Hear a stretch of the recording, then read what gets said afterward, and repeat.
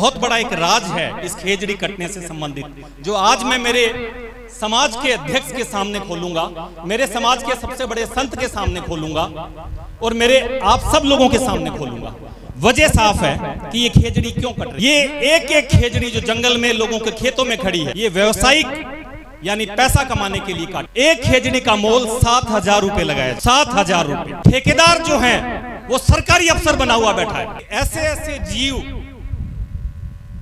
हमारे चारों तरफ हैं और उनको बचाने के लिए, उन पेड़ों को बचाने के लिए उनसे व्यक्ति, महिला, बच्चे, बुजुर्ग लिपट जाते हैं और तेज धारदार हथियार जो है उनकी गर्दनों पर चल जाता है।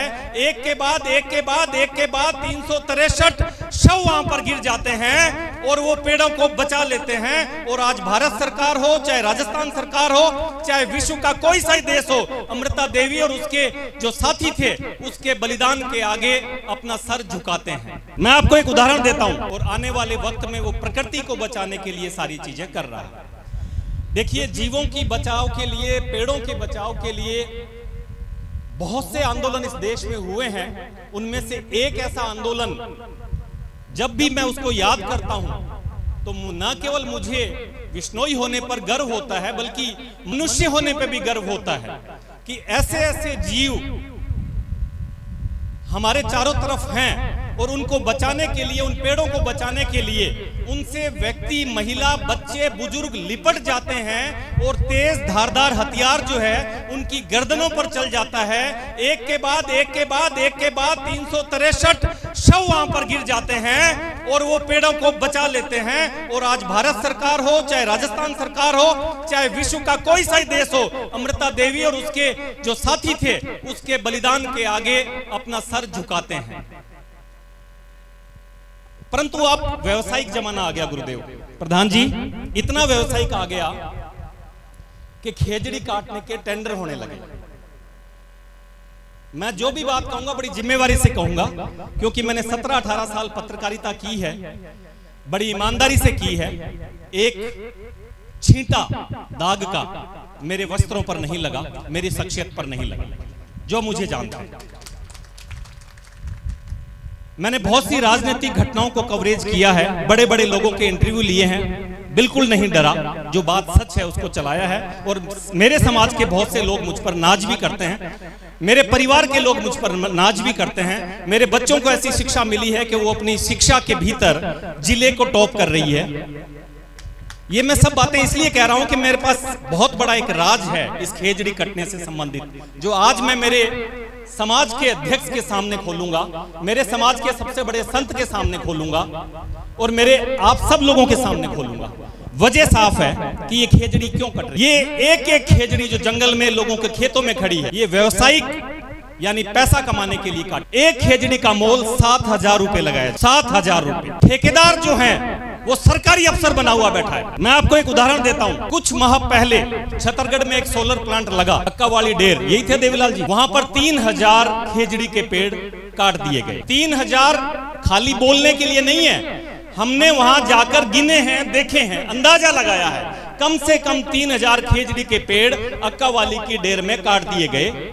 और वो जमीनें जिनके नाम थी, उन काश्तकारों पर, मान लो मेरे नाम थी, तो मेरे ऊपर सबसे बड़ी कार्रवाई करते हुए तहसीलदार ने 16 लोगों के ऊपर इस छतरगढ़ थाने में एफआईआर दर्ज करवाई। गुरुदेव, ऑन रिकॉर्ड बात है ये। 16 लोगों के, 17 लोगों के खिलाफ, उन खातेदारों के खिलाफ एफआईआर दर्ज करवाई कि इन्होंने 3,000 खेजड़ियां काट दी। उन खेजड़ियों के ऊपर विलुप्त प्रजाति के गिद्ध थे, उन गिद्धों के अंडे थे और उनमें से कुछ अंडे हम वहां से उठाकर लाए, उनको बकायदा घोंसलों में रखा और राजकीय डूंगर कॉलेज बीकानेर के जंतुआलय में जमा करवा के आए कि उनको वहां पर सेक देकर उनके अंदर से अगर बच्चा पैदा हो गया तो हम एक जीव को बचा लेंगे। आप डूंगर कॉलेज में प्रोफेसर श्याम जी जानी है, उनसे इस बात की तस्दीक कर सकते हैं। वहां पर असंख्य चिड़ियाएं मृत पाई गई, टिटेरी मृत पाई गई, हिरण, एक हिरण का बच्चा एक कटी हुई खेजड़ी के नीचे दुबक कर बैठा था।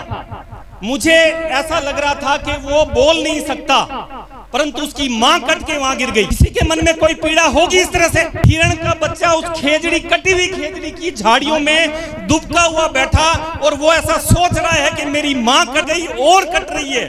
इन मेरी माओं को बचा लो। और बचाने के लिए विश्नोई तो आता ही है, परंतु मेरे सुदेश नायक जैसे मित्र भी आगे आते हैं, सुदेश राजस्थानी जैसे मित्र भी आगे। किसी को डर नहीं लगता। जेठाराम लाखू सर पत्रकार हैं और आप हमें जानते हैं, कॉमरेड हैं आप, तो हम भी पुराने कॉमरेड हैं, नहीं डरते। अब मैं आपको एक घटना का जिक्र करता हूं। तहसीलदार छतरगढ़, तत्कालीन तहसीलदार ने 16-17 लोगों के खिलाफ छतरगढ़ थाने में प्रधान जी मुकदमा दर्ज करवाया कि उनके खेतों में खड़ी 3000 से ज्यादा खेजड़ी काट दी गई। एसएचओ ने जांच की और जांच करने के बाद में सभी 16-17 आदमियों को एफआर लगा दी, सभी को जांच से निकाल दिया, क्योंकि वो बहुत बड़े धनाढ़ सेठ लोग थे।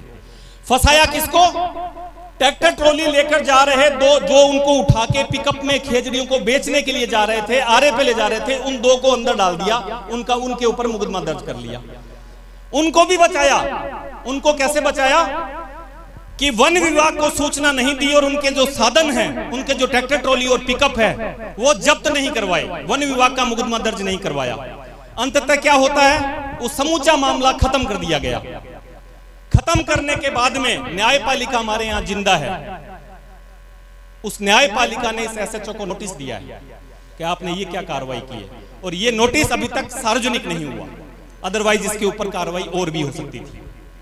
अब मैं आपको प्रधान जी एक छोटी सी, आप तो बहुत ही ज्ञाता हैं, दुबई तक में जाकर खेजड़ी की रक्षा के लिए सम्मेलन करवाते हैं, और इससे बड़ा आयोजन खेजड़ी के लिए पूरे विश्व भर में उसको मंच दिलवाने के लिए आपने करवाया है। आपको खेजड़ियां यहाँ राजस्थान के रेतीले धोरों में मिलेगी। प्रत्येक किसान, चाहे वो किसी जाति का हो, उसके घर पे मिलेगी।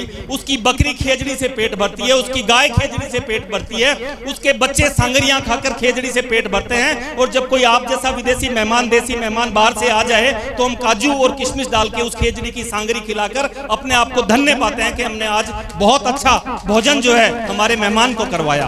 उस खेजड़ी को काट रहे हैं लोग और बचा रहा है प्रशासन। एक जिम्मेवार पत्रकार होने के नाते मैं बात कह रहा हूं और तथ्यों के साथ कह रहा हूं। इस थानेदार जी ने क्या किया? उसके बाद में हमसे दुश्मनी बांध ली कि साहब ये तो हमारी खेजड़ी पे सवाल करते हैं, हम किसी जायज बात पे सवाल करो, किसी वकील साथी के साथ कुछ धमकी भरा मामला हो गया, उस पे शिकायत करो, तो ये अपनी रोजनामचे में रपट डालता है। रपट क्या डालता? मैं कहता हूं रामलाल, वो लिखता है श्यामलाल। और एक पत्र उसने सोशल मीडिया पे वायरल किया, जिस पर उसने मुझ पर सार्वजनिक रूप से आरोप लगाए कि ये ब्लैकमेलर है, ये सोलर कंपनी में काम चाहता है, ये अधिकारियों को धमकाकर जमीनें आवंटित करवाता है। इस बात की 29 तारीख की बात है और आज 16 तारीख तक मैं गुरुदेव आपको और अध्यक्ष जी का इंतजार कर रहा था और मेरे समाज का और वन्य जीव प्रेमियों का इंतजार कर रहा था कि इनके सामने मैं सच्चाई को खोलूं, सिर्फ इस बात के लिए कि हमने ये पूछ लिया कि ये कार्रवाई क्यों नहीं हो रही, इन वन्य जीवों को क्यों मारा जा रहा है, इन खेजड़ियों को क्यों काटने दिया जा रहा है, और आपने 16-17 लोगों के खिलाफ एफआईआर पेश क्यों कर दी? आपने वन विभाग में जाकर उन पे मुकदमा, ट्रैक्टर ट्रॉली और पिकअप उनकी सीज क्यों नहीं करवाई? आज तक भी लाखूसर गांव की खेजड़ियां, ये जेठा लाखूसर वाले लोग बैठे हैं, वहां के ग्रामीणों की बदौलत वो खेतों में ही पड़ी है। 500 के आसपास कटी हुई खेजड़ियां, 100 रुपए का जुर्माना लगा दिया जा रहा है। 1956 का टेनेसी एक्ट है, जिसमें मात्र 100 रुपए का प्रावधान है। खेजड़ी काटो 100 रुपए, एक बार और काटो फिर 100 रुपए, 2 बार काट दो 200 रुपए। हमारी माएं कट रही है, विष्णुइयों की, अकेलों की नहीं है। ये सांस, ये हवा इस प्रकृति में रहने वाले प्रत्येक जीवों का है, और वो कट रहे हैं, वो जीव जंतु खत्म हो रहे हैं। और हो ये रहा है कि जो बोल रहा है उस पे आप छींटे लगा दो, छींटे डाल दो। किसी आईपीएस ने, किसी राजस्थान के डीजीपी ने, किसी मंत्री ने, चाहे वो कांग्रेस का हो चाहे बीजेपी का हो, आज तक एक पैसे का आरोप इस रवि बिश्नोई पर नहीं लगाया। और एक एसएचओ सार्वजनिक रूप से पत्र वायरल करता है, चूंकि उससे खेजड़ी का और वन्य जीवों का सवाल पूछा जाता है, तब वो आदमी की जो कपड़े हैं उसको मैला करने का प्रयास करता है, प्रयास ही करता है, कामयाब नहीं होगा। एक रेप पीड़िता थी, 4 दिनों तक एफआईआर दर्ज नहीं की, 4 दिनों तक। कानून कहता है रेप पीड़िता का मामला चाहे सच्चा हो चाहे झूठा हो, एफआईआर होगी दर्ज। उस रेप पीड़िता की 4 दिनों बाद में एफआईआर खबर चलाने के बाद दर्ज करता है, उल्टा रेप पीड़िता से बयान लेता है कि तुझे किसने भेजा, कि रवि बिश्नोई। ये ऐसे हीनियंस ऑफेंस इस छतरगढ़ में हो रहे हैं, ऐसे हीनियंस ऑफेंस। खैर, रही बात, मुद्दा भटकाना नहीं चाहता। खेजड़ली के लिए प्रधान जी आपने एक अच्छी मुहिम कुछ दिनों पहले मुकाम में चलाई। राज्य सरकार के स्तर पर हम सब लोगों को, वन्य जीव प्रेमियों को, जिसमें न केवल विश्नोई समाज बल्कि तमाम उन लोगों को आगे आना होगा जो खेजड़ी से कहीं न कहीं उसको अपनी मां का रूप समझते हैं, उन जीवों में अपने बच्चे का रूप समझते हैं, उन सबको आगे आकर उस 100 रुपए के जुर्माने के कानून को बदलवा कर 2 लाख रुपए प्रति पेड़ करवाना होगा और उसके लिए ताकत दिखानी होगी। राजस्थान विधानसभा तक ये बात पहुंचानी होगी। हमारे समाज के, कृषक समाज के, चाहे वो जाट हो, बिश्नोई हो, चाहे वो कोई सी जाति को, उन लोगों को ये कहना पड़ेगा, MP MLAs को, कि आप इस मामले को ऊपर उठाएं, ताकि हम जो पेड़ काटते हैं, चाहे वो कोई सा ही पेड़ हो, उसको जो काटते हैं उसको सजा ऐसी मिले कि वो याद करे, और जो कटवाने वाले ऐसे अधिकारी हैं उनको ऐसी सजा मिले कि वो नौकरी से चले जाएं। अगर हिम्मत है तो हमें इन चीजों पर काम करना चाहिए। निश्चित रूप से खेजड़ियां कट चुकी है, वन्य जीव लुप्त हो चुके हैं, घोंसले उजड़ चुके हैं, और जो डूंगर कॉलेज में रखा हुआ अंडा था उसमें से बच्चा नहीं निकला और ना ही निकलेगा, क्योंकि उसे खेजड़ी की छांव चाहिए, उसे प्राकृतिक वातावरण चाहिए। मानव निर्मित जो अंडा है उसकी सुविधाओं से वो कभी भी अंकुरित नहीं होगा और उसमें से बाज का बच्चा नहीं निकलेगा। मेरा आप सबसे हाथ जोड़कर निवेदन है, भले ही मैं पत्रकार हूं, भले ही मैं वकील हूं, मैं किसी भी रूप में आज तक किसी मंच पर, सार्वजनिक रूप पर नहीं आया, परंतु जब खेजड़ियों और जीवों का मामला होगा तो अपना सब कुछ न्यौछावर करके आप लोगों के साथ हमेशा खड़ा रहूंगा। ऐसी ही मुझे उम्मीद है कि आप लोग भी, अगर मुझे मेरी इन बातों को सही